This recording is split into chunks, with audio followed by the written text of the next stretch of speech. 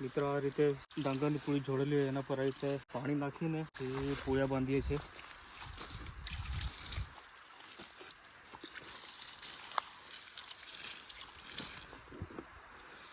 આ ડાંગરની પૂળીમાં આપણે પાણી નાખ્યું પછી આમાંથી આવી રીતે 3-4 કાંડી લઈ લેવાની.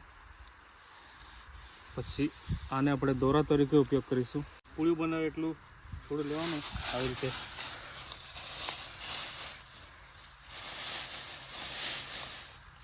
પછી આ જે આપણે કાઢી અને આવી રીતના પકડીને આમ લેવાનું. પછી આમ કરી થોડુંક ખેંચીને પછી આમ બંને બાજુ ફરાવીને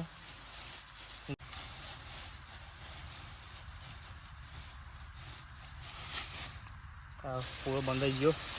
મિત્રો તમને આ ડાંગર બતાવું છું. બહુ અલગ જાતનું ડાંગર છે.